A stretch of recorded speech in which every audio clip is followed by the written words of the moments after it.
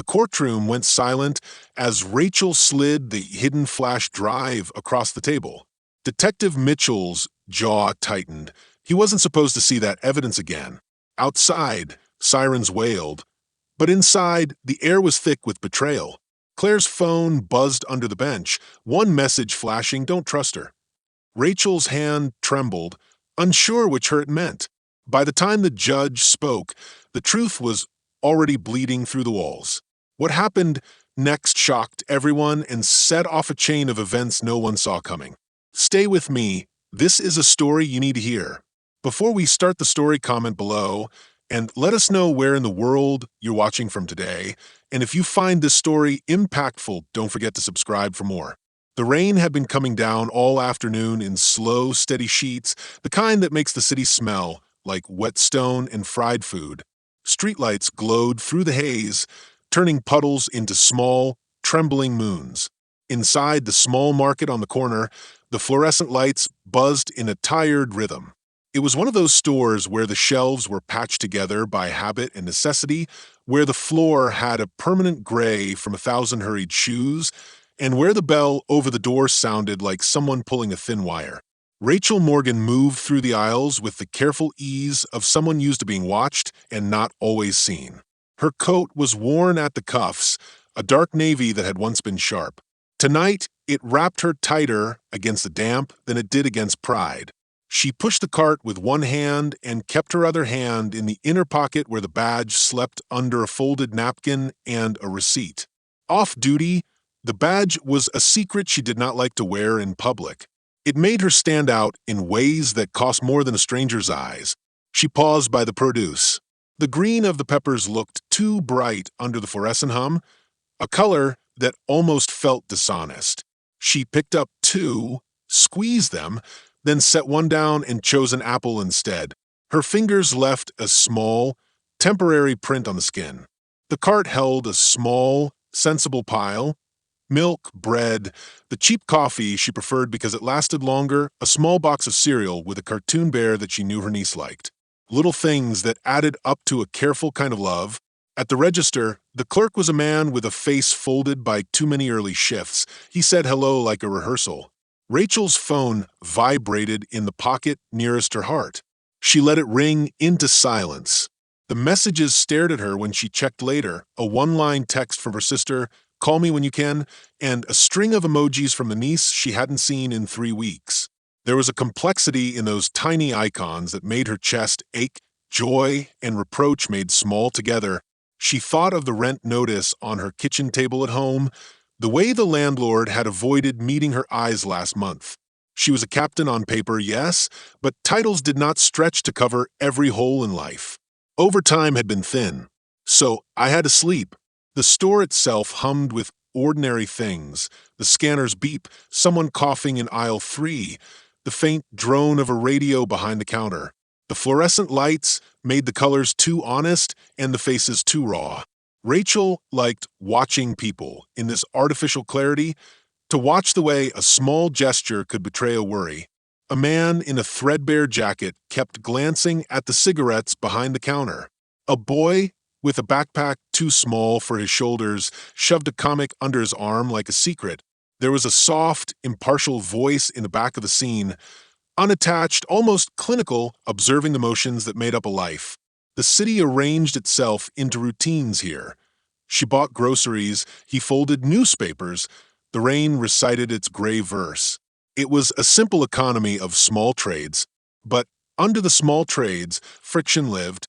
The store watched everyone the way a pond watches stones thrown into it, concentric circles spreading out, touching one another only where the shapes of needs overlapped.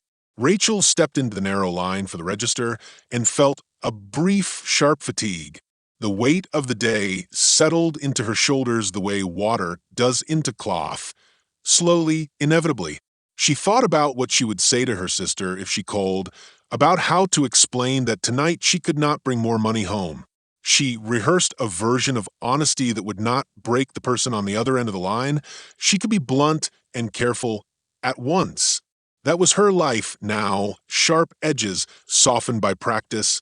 When she reached the counter, the clerk, Paul, she had learned his name over the months, scanned her items with practiced speed. He smiled in a way she recognized as professional empathy. Somewhere behind him, a security camera blinked red like an unmoving eye. Rachel paid cash. There is something about folding bills and passing them across a cheap plastic tray that made things feel real, immediate. The clerk handed her the receipt, and the napkin had the badge's shape under it, a small secret that made her fingers tremble just a little.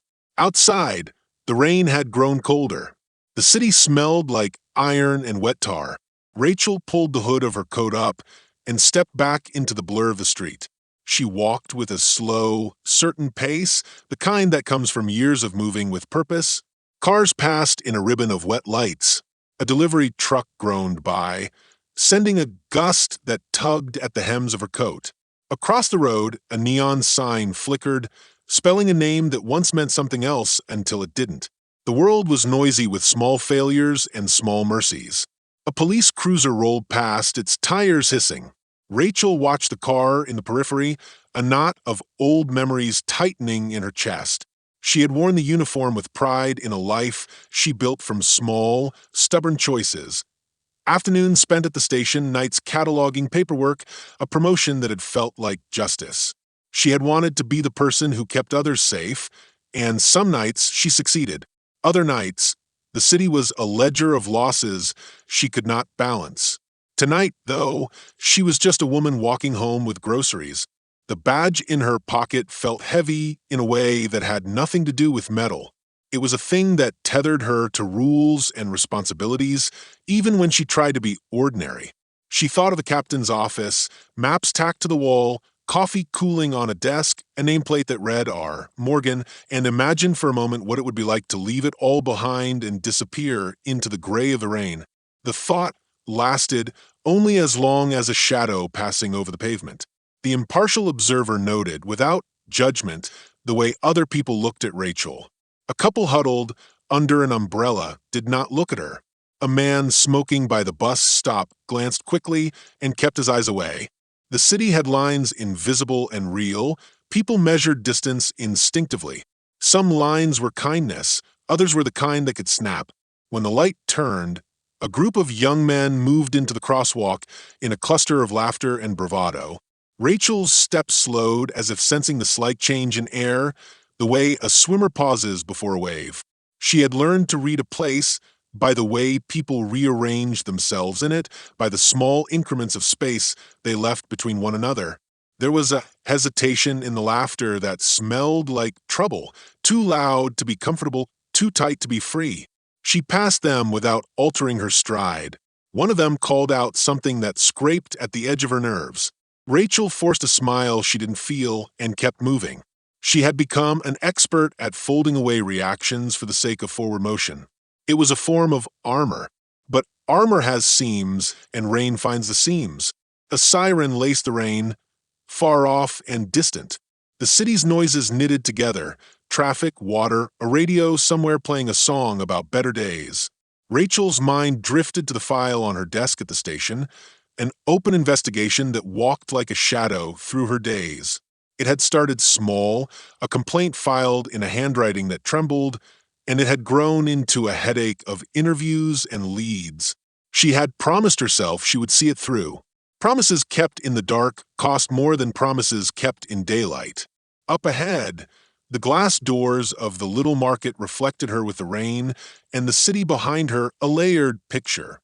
Rachel, the badge folded under a napkin, the grocery bag with the cereal bear peeking out, and the rain that did not care. The narrator, now nearer and softer, leaned close to her chest and mapped the small, private geography there.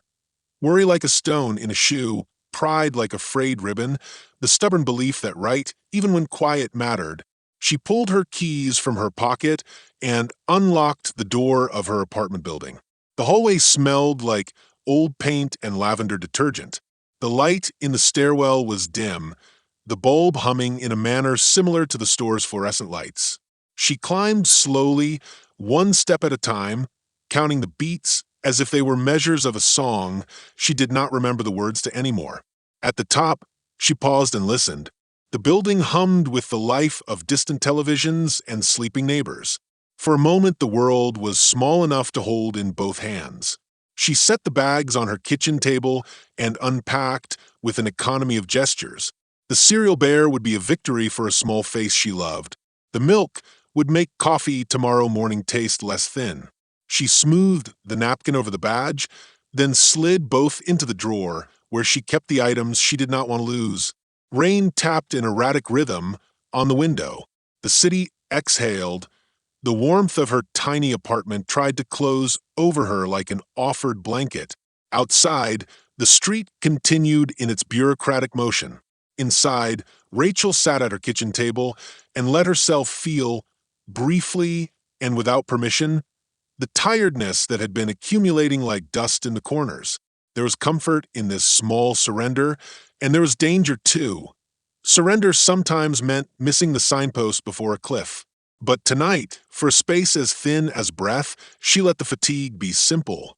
Some things were arranged now. A receipt folded in her pocket, the badge hidden, a promise to her sister to call tomorrow. The larger currents, the investigations, the quiet humiliations of a city that often misread faces and titles, waited like weather to come. The narrator watched the small scene with an impartial steadiness and then leaned in, softening its tone to something like concern, to remind the reader that what looked ordinary could be a spark in waiting. And somewhere beyond the glow of the window, tires hissed and a radio played, and the rain kept writing its slow, honest lines across the glass. The next morning came in like a held breath.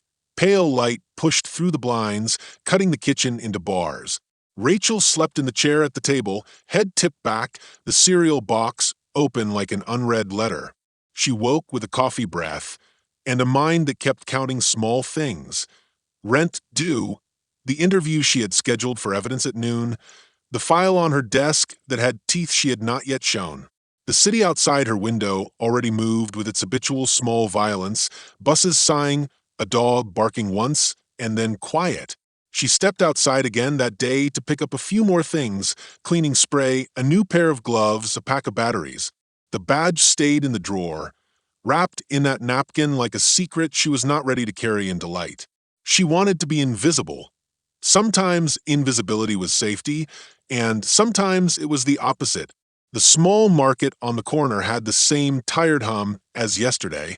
Paul called hello in the way of people who have learned the names of others as a map through loneliness. Rachel nodded and moved through the aisles, hands steady.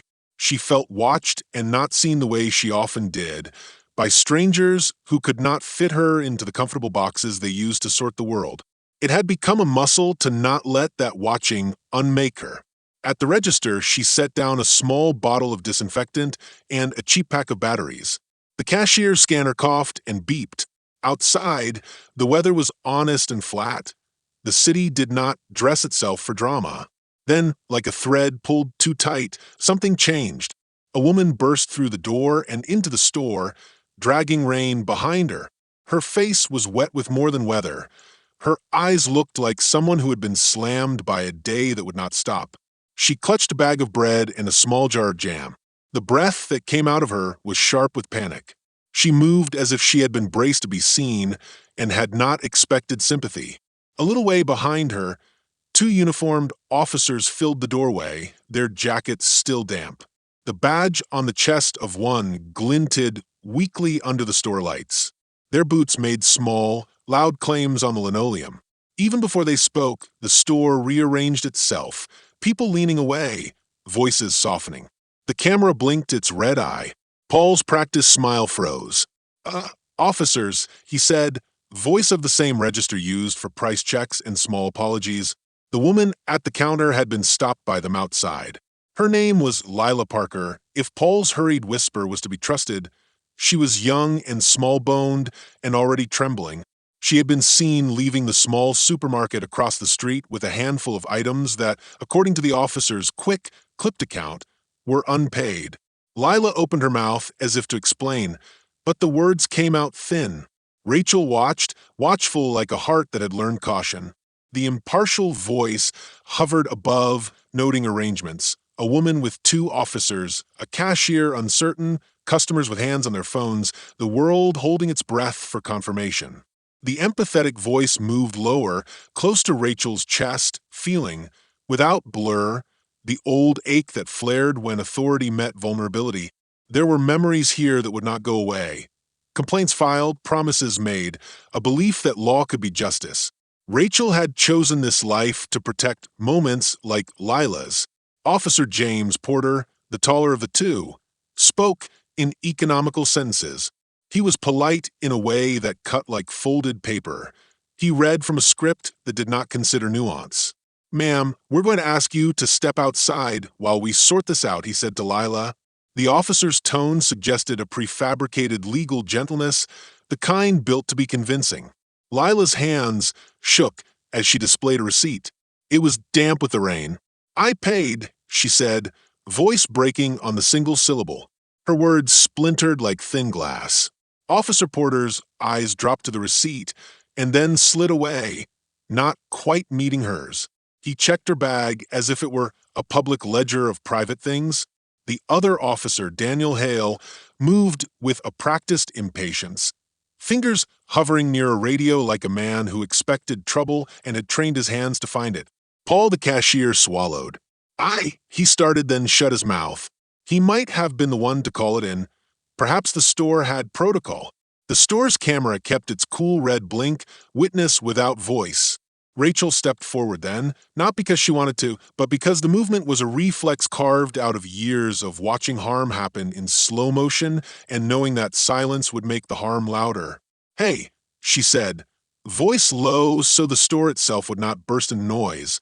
The attentive narrator folded in with gentleness, an officer off duty with reasons to be careful. She was carrying nothing but the small items she had bought. Officer Porter looked up and met Rachel's face for a brief second. Up close, Rachel could see the way his jaw flexed, a man making space for decision. She felt the familiar weight of the badge in her drawer, like a promise she had tucked away. She stepped closer, not to announce herself, only to anchor Lila with the presence of someone who cared enough to notice. "Excuse me," Rachel said. "What's going on?" Porter's voice smoothed. "Shoplifting complaint. We're handling it." Rachel watched Lila's face, the way her chin trembled. There was something in the way Lila reached for the receipt, as if it were a life preserver. Rachel felt a small, fierce heat, the law as a blunt instrument. The empathetic voice leaned in, the impartial voice catalogued. "Can I?" Rachel started. The words that would have told them she was a captain would have meant an explanation, a badge drawn into the light. She kept the phrase in her mouth and then swallowed it. Off-duty did not erase duty, and duty did not grant immunity from question. But there was also the knowledge that a badge shown without context could become a challenge, to the officers, to the system, to their assumptions. Before she could finish, Officer Hale took a step that was small and decisive. He placed a firm hand on Lila's shoulder and said, with an urgency that brooked no debate, "Ma'am, we need you to come with us and answer a few questions." Lila's eyes flicked to Rachel then, searching for a face that promised help. The look lasted no longer than a blink, but it lodged in Rachel like a nail. Lila's fear was a bright, small thing, and the world around them folded in to make space for it. A soft sound rose from one corner of the store, someone recording on a phone. The camera's lens found the scene the same way all small mirrors did, eager to hold evidence. The impartial voice noted the digital witness with clinical distance. The empathetic voice felt its presence like heat on the skin. The store, and perhaps the city, would remember this in its own way. Rachel moved again, stepping closer as if to shield. "Hold on," she said. "Let's not do anything hasty." Her voice had the low, steady cadence of a person who knew process and believed in restraint. She did not say she was a captain, but she spoke like someone who had once been allowed to decide. Officer Porter's face dimmed into something complicated. For a moment his eyes held a choice, follow protocol or listen. He glanced at his partner, Daniel Hale, and in that glance something like calculation passed. It was almost invisible, a flicker of thought about who should speak up, what the cost might be. From behind the counter, Paul said, quiet and uncertain. I called because I thought I didn't see her pay all the way. I'm sorry." The apology sounded thin. Rachel's chest clenched. Paul had known her. He had known her in the small ways a neighbor can. The seed of betrayal, if it would be betrayal, was not yet rooted. It was only a shadow, a choice that could be small or ruinous. Officer Hale's hand tightened on Lila's shoulder. "We'll check. Step outside, please." Lila's receipt dripped like a confession. She handed it over with a hand that trembled so much the paper shook.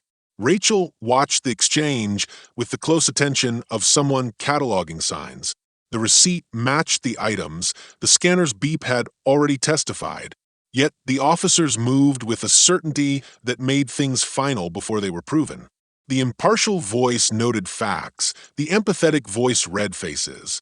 Rachel wanted to move differently, to say her name, to show the badge tucked away in her drawer, to stop this slow, small violence. But she felt an older restraint, one earned from nights in the station, from reading reports that taught the costs of interference, from knowing that her presence could sometimes make things worse for the very people she wanted to protect. A customer stood up, phone in hand, fingers poised. The store felt like a stage, the lights harsher because of the audience.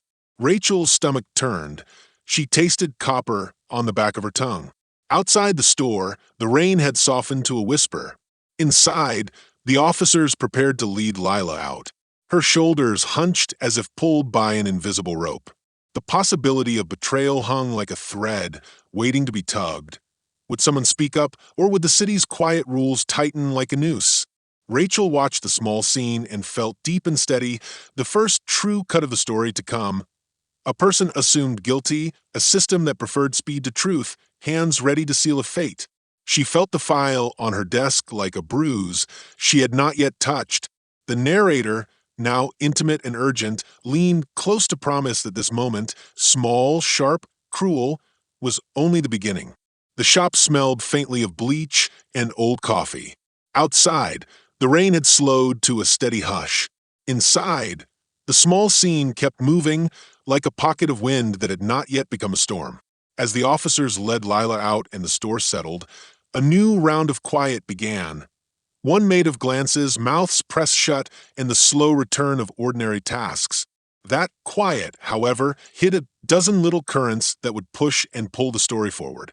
Rachel walked home with the image of Lila's damp receipt in her head.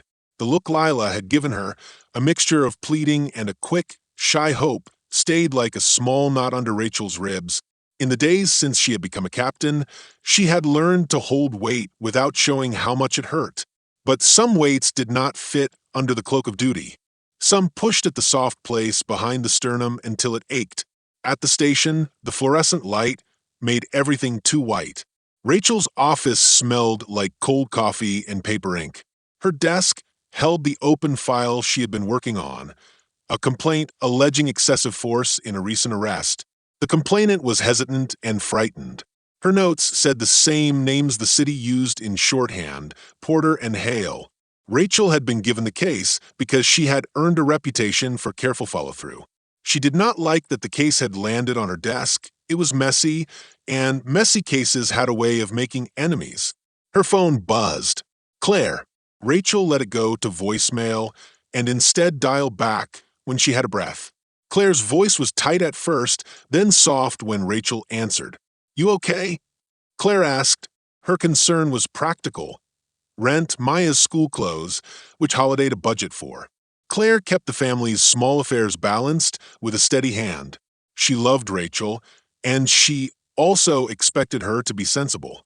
"I'm fine," Rachel said, which meant she would call about the rent after her shift and bring Maya a small gift when she could. "Listen, don't worry yet. I'm looking into something, a case that needs attention.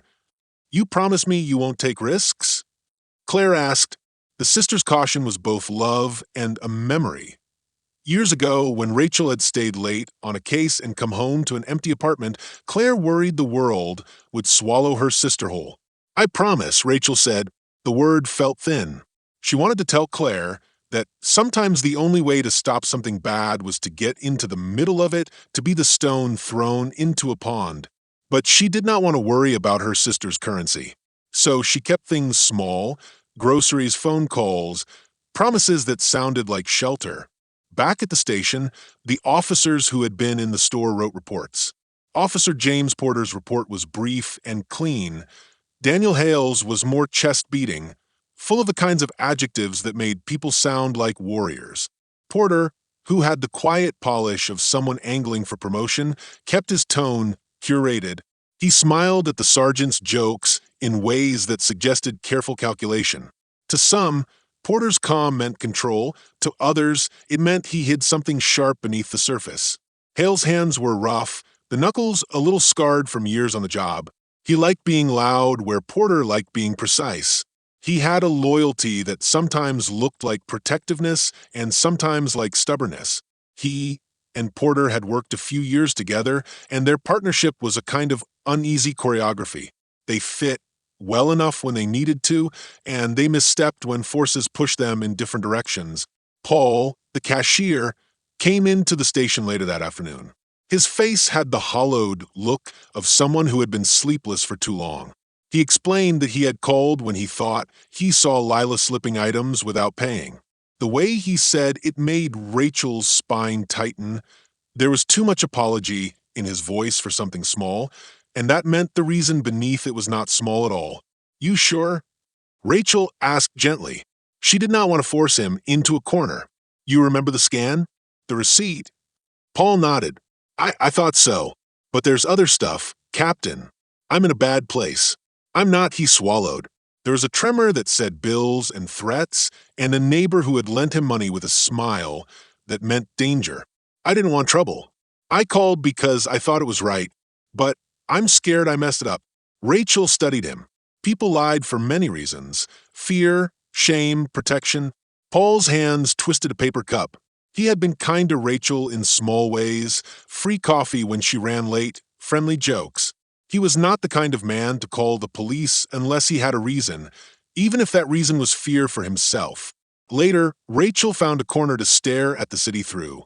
She thought of Lila's hair flattened by rain, of Maya's cartoon bear peeking from a box, of Claire's unspoken worry. The case on her desk pulsed like a bruise. The official line in the reports was clear: shoplifting.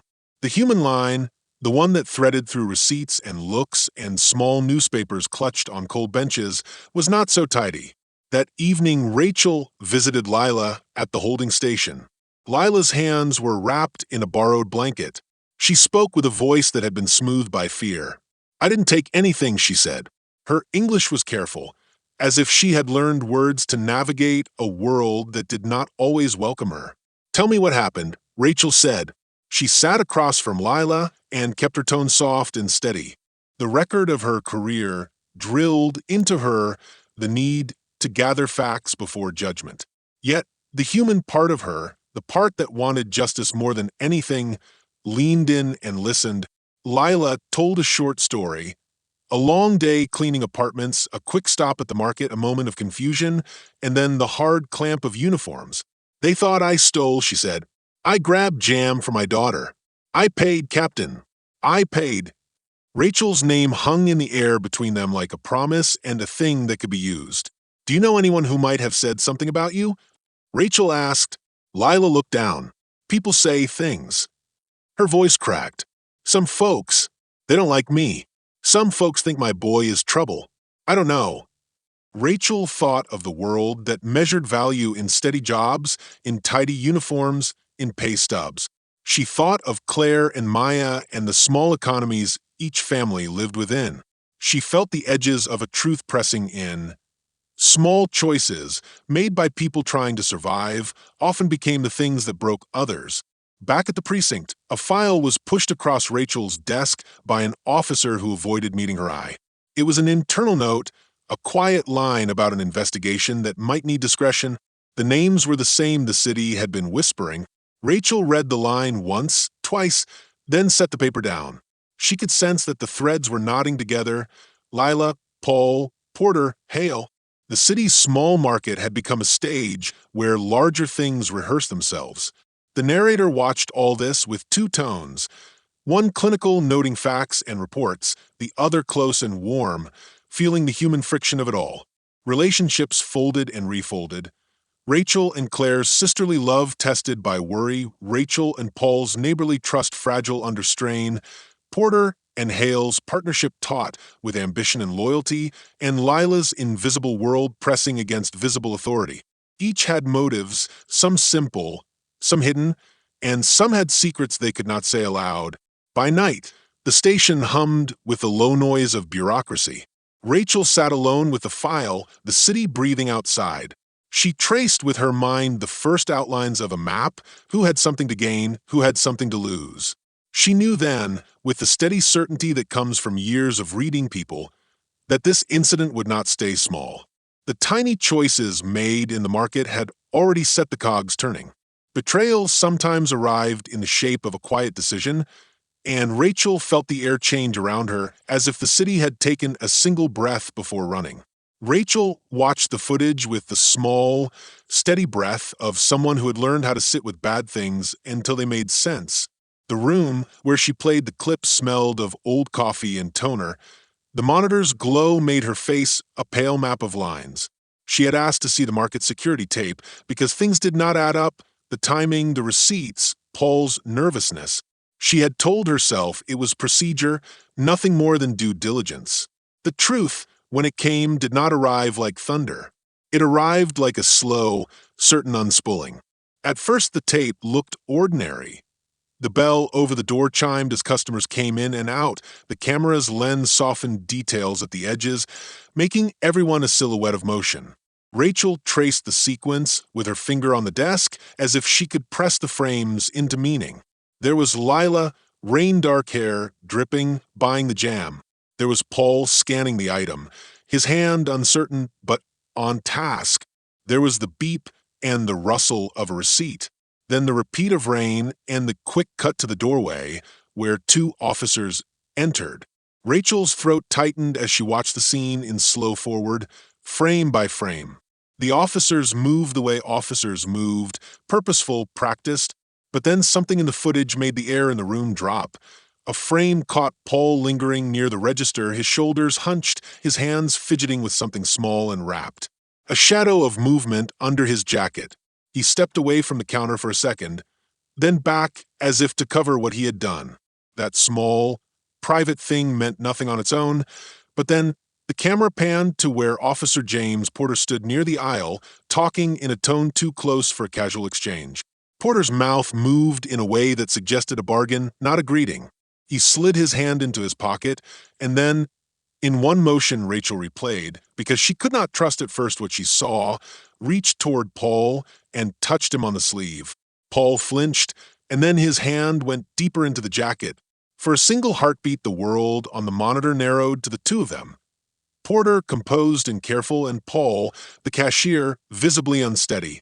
Rachel replayed the moment again and again, like a woman tracing a scar to find its edge. She watched as Porter moved away, head bowed as if to speak into a radio. Paul's fingers touched something in his jacket, a small, folded roll of cash, and then clumsily he walked back to the counter. The camera didn't catch an obvious handoff, but the angle was enough. Porter's presence near Paul, Paul's changed stride after the encounter. It had the flavor of arrangement. Her chest tightened until it felt as if the breath itself had been measured for her. The impartial narrator cataloged the facts. A meeting on tape, a gesture that could be incidental. The empathetic voice felt the small, hot spike of betrayal. Small towns of trust can be built on minor favors and worse, on silent bargains. Rachel kept watching, and the tape gave up another piece. Daniel Hale, who had the louder gait, paused by the door as Lila moved through the aisle. He lingered with a practiced restlessness. The footage showed his hand sweeping near Lila's bag as if to steady her, but the angle, cropped by a shelf, left a blank that the mind filled with suspicion. Rachel needed proof, not a suspicion that would blossom into accusations. She fast-forwarded to the moment outside the store, where the officers led Lila toward the curb. The camera caught a jerky, brief frame, something small falling from Lila's bag after Hale's hand brushed it. The object landed with a silent clatter against wet pavement, a shape that then rested under the glow of a neon sign. The camera's view was imperfect, but the timing matched the line in the report where an unpaid item had been found in Lila's bag. Her stomach rolled. The sequence on tape suggested a choreography. A touch here, a stumble there, a discovery that felt predetermined. She rewound, watched again, and the scene stitched itself into a clearer, darker picture. Porter's conversation with Paul now read like the setting of a trap: gather a willing or a frightened witness, ensure a complaint gets quieted, discredit the woman who had filed against them. The idea that this was small-town misdeed turned into something bigger, planned, deliberate. Rachel's hands went cold. Betrayal has many faces, and the one staring back at her from the screen wore the uniform of someone she had sworn to respect. For a moment she sat very still, the room narrowing around her like an inward tide. The narrator softened to a whisper. The worst cut is not from the enemy on the street, but from the hands that should have steadied you. Rachel thought of the complaints file on her desk. She thought of Lila's voice in holding cell, the way it had sounded like someone who had been taught to compress fear into a single manageable word. If the tape was true, if Porter and Hale had orchestrated this, it meant the complaint she had been assigned was not only real, but endangered by retaliation. The officers had not merely arrested someone, they had engineered a scene to protect themselves. The phone on Rachel's desk vibrated. A message from Claire. "How are you? Call if you need anything." The ordinary kindness of the world felt fragile and luminous. Rachel closed her eyes. She had trusted protocol, the written record of reports, the thin truth of procedure. Now she saw how easily paper could be folded into lies. She pulled up Paul's record on the station system. Not much, a few years of night shifts and small loans recorded in a drawer of notes. She scrolled through and then froze at an internal memo she'd missed before, a short line about susceptibility to influence, and a note that he had been seen with Officer Porter off-site. The memo had been marked low priority at the time. Now it read like a red flag someone had thrown into an overflowing bin. Rachel felt the squeeze of choice. To charge forward with the footage was to risk her career on a shaky frame and a gut she trusted more than the paper. To do nothing would be to let a pattern continue, one where the powerful could bend rules and the poor would pay the cost. She had a duty to the badge, to truth, and to the woman whose life could be further tarnished by a false conviction. Her mind raced through scenarios like a mind tracing broken glass, confront Porter publicly, and risk a fight that might bury the tape, take the footage quietly to internal affairs and hope they would act, plant herself between Lila and the city, and become the visible protector that might stop further harm. Each route carried a cost. Each route could bruise more than one life. The empathetic voice pressed close to her chest. "Remember what you promised Lila in the cell," it whispered. "Remember the face of the cashier who had cried to you about fear and worry." Rachel opened her eyes and looked back at the screen, where a replay of the moment kept showing. The betrayal was not a single act of malice by an anonymous stranger. It had a hand in it that she recognized, a man named James Porter, someone she had met in meetings, someone whose name had been on call-outs and commendations. A man who had, until this tape, carried the city's trust with a steady gait.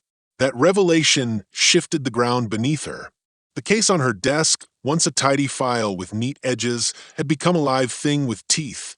If Porter and Hale had orchestrated one arrest to silence a witness or discredit a complainant, they had opened a door to more. The station, it turned out, was not only a place of order. It was also a place where loyalties could be bought with cash and silence could be manufactured for those who wore the badge.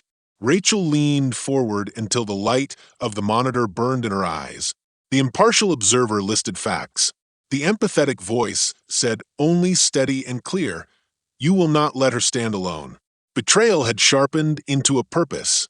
The city tightened around Rachel like a bandage, small and constricting until breath required effort. After the tape, nothing felt ordinary. The precinct hummed with routine, but ripples moved through it, quiet and dangerous, the way a room cools when someone opens a window you did not notice. Rachel found herself listening for small sounds. A footstep in the hallway that did not belong, a breath held too long on the other end of a radio call.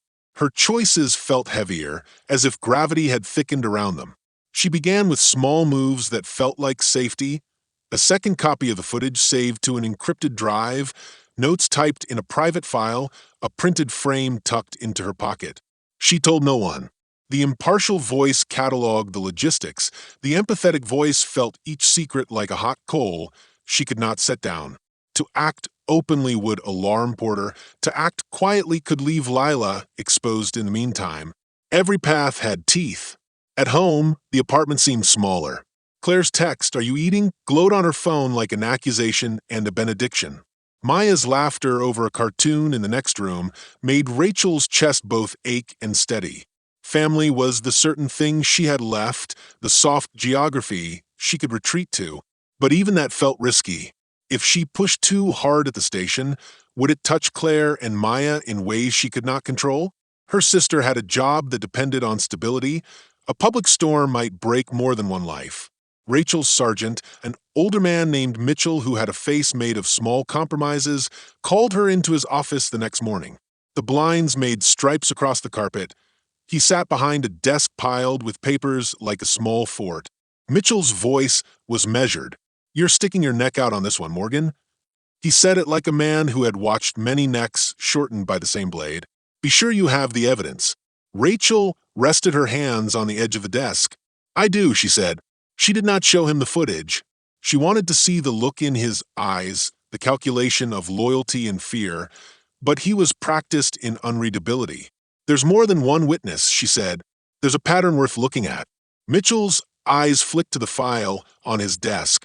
"You know how this works. If you want an internal affairs referral, we follow channels. You don't go running on rumors." "It's not rumors," Rachel said. The words carried the weight of certainty and the tremor of fear. The empathetic voice kept pace. Remember Lila's face in the cell, the receipt in the rain. The impartial observer noted the procedure. Both were right and both uneasy.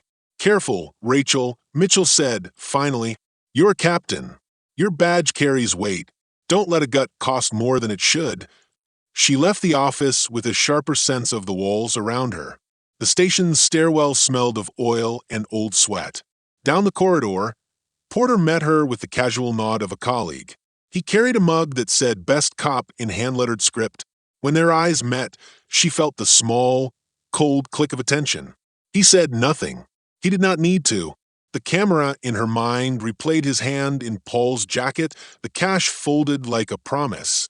Rachel imagined Porter's lips forming words in private, dismissal, threat, excuse, and felt the electricity of being watched in return.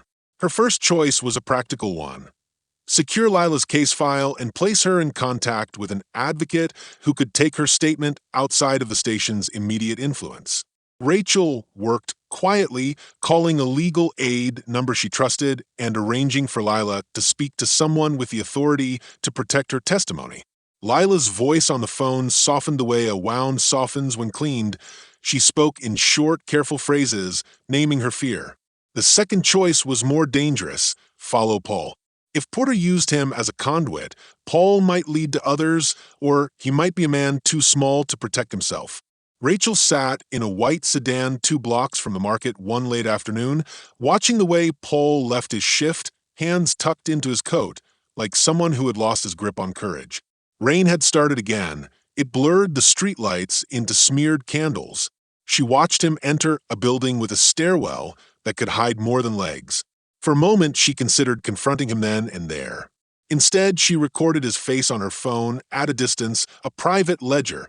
That night, someone left a message on her home voicemail, a breathing line, and then a voice so close to the microphone it felt invasive.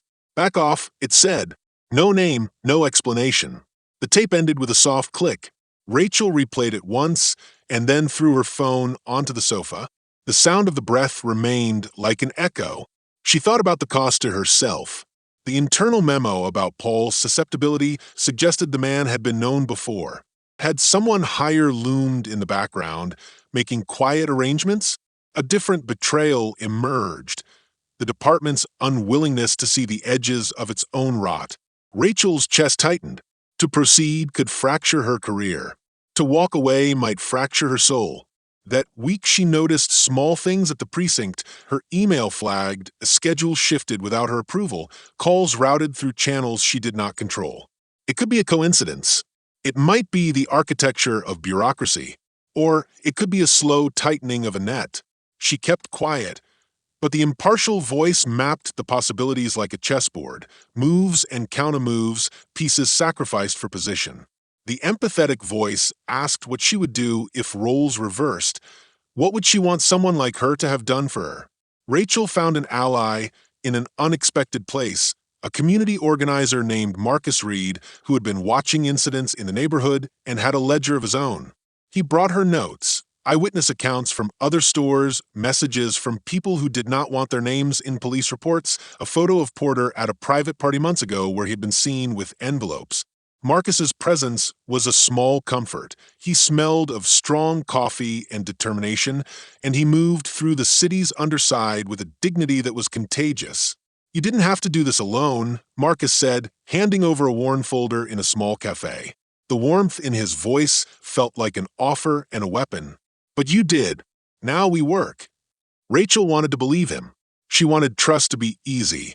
Instead, it felt like a thread stretched across a canyon. She balanced the folder in her lap and read the names while outside the rain made rivers in the gutters. The notes suggested a pattern: officers who bent rules, witnesses who disappeared, small businesses paid to look the other way. It painted a map of convenience and cowardice. Word of her interest leaked through the precinct like steam. Porter's polite smile sharpened in the corners. Hale became more conspicuous, more ready to be seen. His bravado coiled like a spring. One night, Rachel returned her car and found a flat tire. A yellow sticky note on the windshield read, "Watch your back." The words were childish and primal at once. She stared at the handwriting, then at the dark street. The city was offering her a choice in graffiti: back away or bend. She thought about Claire's voice if she told her everything about Maya's small hands and how easily a child's trust breaks when adults fight. She thought of Lila's small face lit by a single bulb in a cell. The more she weighed the options, the more the world narrowed to three urgent things: truth, safety, and love. They did not line up neatly. That night, alone at her kitchen table, Rachel set the footage to play again. The frames burned into her eyes, the moment of Porter's touch, Paul's faltering stride, Lila's receipt. The narrator watched, switching tone like someone changing lenses, clinical to measure facts, then intimate to sit with the hurt those facts made. Rachel whispered into the dark, a vow both small and immense: "I will not let this be swept away." And the city listened, rain tapping as if in answer. The choices ahead had teeth. Each step forward would demand something: courage, risk, perhaps sacrifice. The tension became a living thing inside her, a pressure that pushed her toward a cliff and toward action at once. She could feel the world holding its breath, waiting to see which way she would fall. The rain came back like punctuation, harder this time, as if the city itself had decided the story needed a louder beat. Rachel stood beneath the station's awning, water soaking the hem of her coat, and felt the crowd press close. Neighbors, reporters, Marcus with a steady notepad, the legal advocate with a folder that smelled like ink and quiet authority. Lila stood beside Marcus, small but steady, her hair still damp from earlier storms. Rachel's hands closed around the encrypted drive like something precious and dangerous. The plan had been simple and sharp: public pressure, witnesses, the footage. They would force the station to answer in the open, where hiding was harder. Rachel had thought procedure would save her, that the law's slow gears would grind toward justice. She had been wrong about how fast trust could rot. Still, she had one weapon the crooked preferred to avoid: light. When she stepped forward to speak, a line of uniformed officers blocked the station doors, as if the building itself needed guarding. Officer Porter stood at the front, his best cop mug nowhere to be seen now, face flat and controlled. Beside him, Daniel Hale looked larger than his height, every muscle coiled as if waiting. Mitchell came out last, shoulders square in the way of a man who wanted to look steady. For a moment, Rachel wanted to believe he was with her. She raised her voice so the cameras would catch every syllable. "We have footage and witnesses," she said. The words cut through the rain. "We will not let this be swept away." Porter moved forward with smooth, practiced charm. "Captain Morgan," he called. The crowd shifted. Whispers braided through them. "You're making claims without full facts." His tone was designed to calm. It had the sound of a door closing. Rachel felt the ember of anger glow until it became a flare. "Watch the footage," she said. "Watch it and stop pretending the law is a shield for whatever you want." Porter's face hardened. He stepped closer, voice lower. "You're stepping outside your bounds, Rachel." The name sounded small and careful in his mouth, meant to remind her she was still inside a system. Then Mitchell did something that broke her ribs with surprise. He crossed the small puddle between them and seized the drive from her hand. His fingers closed like a trap. "That drive goes with me," he said, voice flat. "We handle this inside." His eyes did not look like a man protecting truth. They looked like a man protecting something else. The betrayal landed with the weight of a falling stone. Gasps stitched the crowd. Marcus swore under his breath. Lila flinched as if the air had been struck. Rachel had expected opposition. She had not expected him. The man who had warned her about risking his neck now held the thing that proved the risk was real. "You can't," Rachel began, but Mitchell did not listen. He turned and walked back into the station.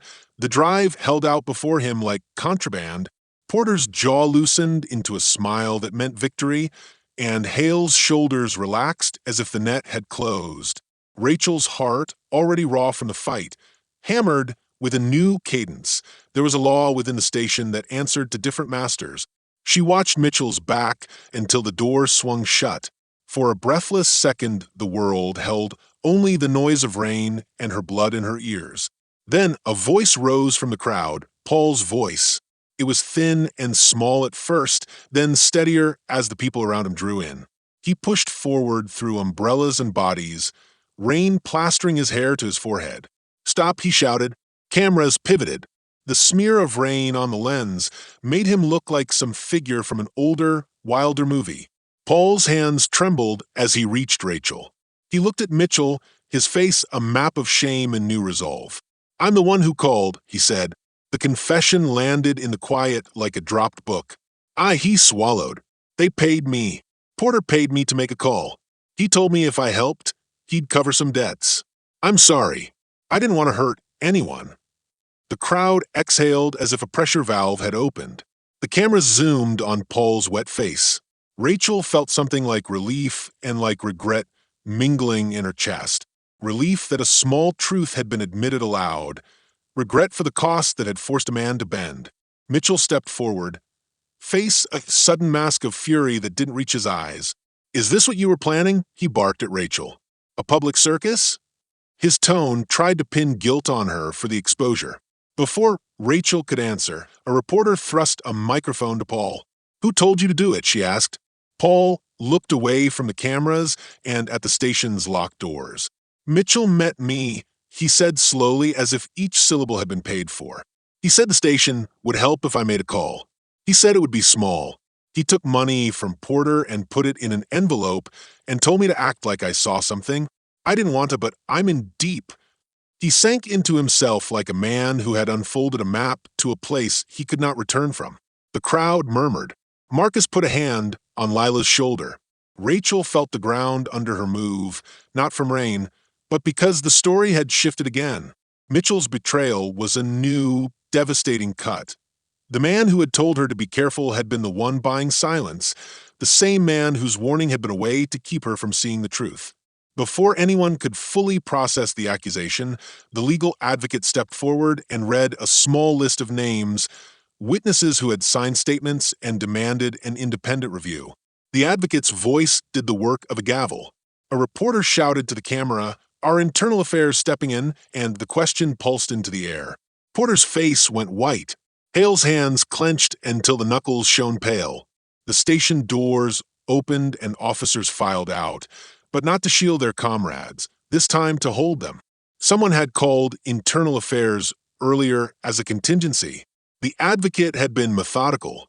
In the small hours since Rachel had made her first move, quiet calls had been made.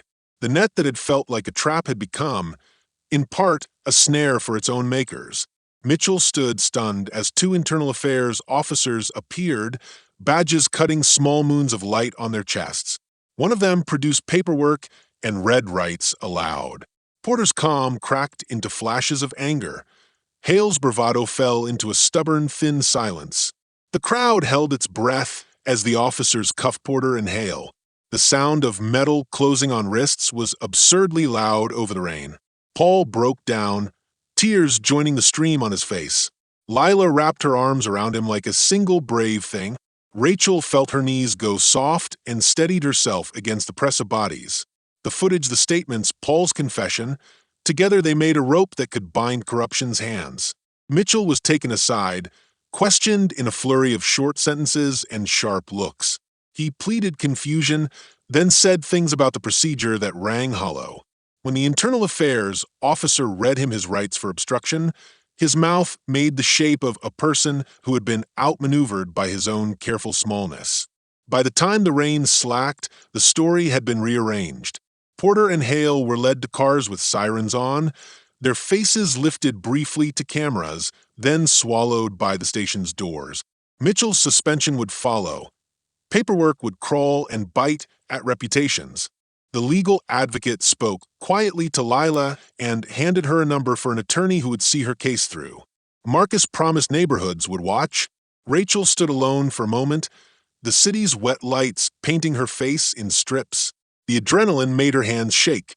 A reporter asked if she felt vindicated. The question felt odd in her mouth. Vindication sounded like a neat thing, but the evening had not been neat. People had been hurt. People had been bought and sold in ways that left stains. She thought of Lila's eyes in the holding cell and of Paul's confession in the rain. She thought of Mitchell's small compromises and of the weight of choices. The narrator softened and leaned in, a voice that wanted the reader to taste the complexity. Truth had come, but it did not erase the price. In the days that followed, Porter and Hale faced charges. Mitchell was suspended pending review. Paul entered a program for his debts and agreed to testify. Lila's name was cleared publicly. Her life would not snap back to what it had been, but a stain was lifted. Marcus continued to organize, and the legal advocate pushed for broader oversight. Rachel returned to her desk with files that still smelled of toner and coffee, her badge heavy as ever. She sat at her kitchen table late one night and opened a letter from Claire. Her sister's handwriting was steady and small. The note read, "I am proud of you." The words blurred as she read them. Rachel folded the paper and held it like a talisman. The city kept raining, as if it would not allow good deeds to settle without washing books clean. Rachel thought about the many small choices that made days, when to speak, when to stand, when to risk. She understood now that the cost of truth was not only measured in careers or headlines, but in the way people learned to trust again. She had not expected heroism to be so messy. She had not expected betrayal to look, at times, like caution. But, in the end, she had learned something simple and terrible. Systems reflected the people in them. When people chose small mercies over justice, the whole thing tilted. When people chose to speak, to press, to refuse the quiet bargain, change could begin. She set the drive into a small drawer and closed it. Outside, the rain softened to a regular, honest patter.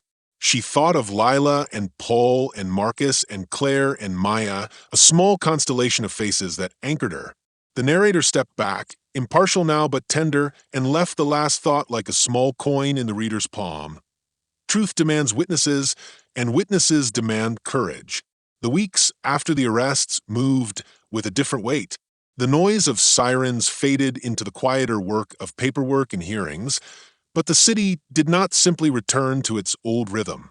It shifted, slowly, like a river finding a new bed after a storm. People who had watched from windows talked in small groups. The market stayed open, its bell still chiming, but now more neighbors came to buy and to look, as if shopping could be a kind of witness. Small changes threaded through the days: a sign posted about surveillance rights, a neighborhood meeting where Marcus spoke with a voice grown calm and clear, the legal advocate teaching people how to make statements that could not be swept aside. Rachel learned quickly that victories in law were rarely clean.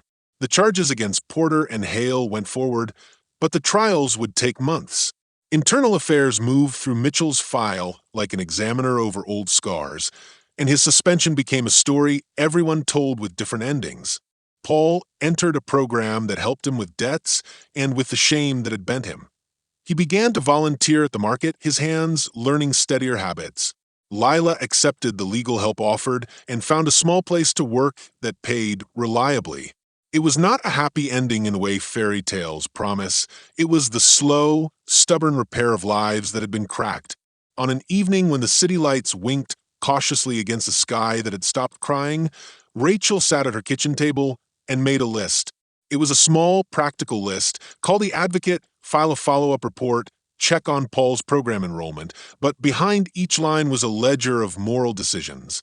She thought of the day she had watched the tape for the first time, the light of the monitor cutting her face into pieces. She remembered the feeling then, sharp and private, like a hunger that needed feeding. Now she looked back at the same memory with an older, softer eye. The hunger had been for justice, yes, but also for the proof that her faith in certain things had not been blind. Sometimes she woke in the night, replaying Mitchell's face as he took the drive from her hand. She had trusted him, and he had shown her the underbelly of that trust. She had expected the force that would be used against her to come from outside. Instead, it had been an internal current, one that required her to redefine what loyalty meant. Loyalty could be love. It could also be self-protection dressed up as caution. She found herself asking whether she had been right to trust the bureaucracy at all, and whether systems that looked like shields often hid knives. Claire came by often. She brought casseroles in tin pans and a steady, unsentimental kindness. In the evenings, they would sit at the small table, sometimes in silence, sometimes talking about simple things: Maya's progress at school, the neighbor's cat that had moved upstairs. Claire never showed the full weight of worry she had for Rachel. Instead, she offered small stabilizers: a hug, a laugh that was only half laugh, so both could feel the truth in it. Rachel saw how her sister lived with practical faith, a trust shaped by the need to keep a child safe. Claire's faith grounded Rachel. It reminded her why she had taken the risk in the first place. There were nights when Rachel wondered if the fight had been selfish. Her choices had put her family at risk in ways she had not fully calculated. Threats had been made, tires flattened, shadows that waited. She had not told Claire everything at first, wanting to shield her. When Claire found out, she had been angry for a moment, angry that Rachel had not counted the cost, but then she had been steadier than Rachel deserved. "We did not sign up for the easy life," Claire had said once, folding laundry as if world-changing decisions could be folded into towels. "We signed up to show Maya a woman who stands when standing matters." The line lodged in Rachel like a small, stubborn seed.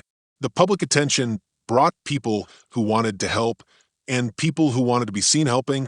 Some reporters wrote stories that made the city look like a place just on the verge of change. Others turned details into spectacle.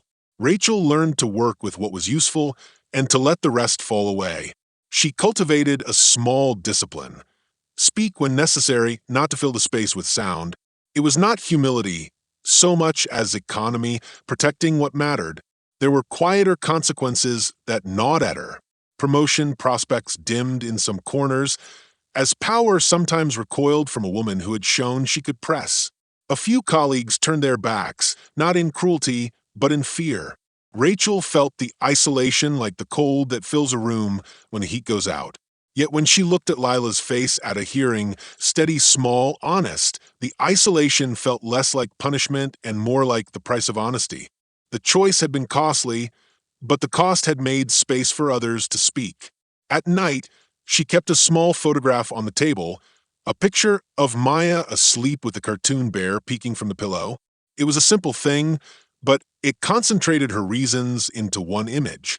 When she felt the tug of regret or the pull of fear, she looked at that small face and remembered the promise she had made to protect a world in which a child could grow without learning to bend before injustice. The image did not dissolve worry, it gave it direction.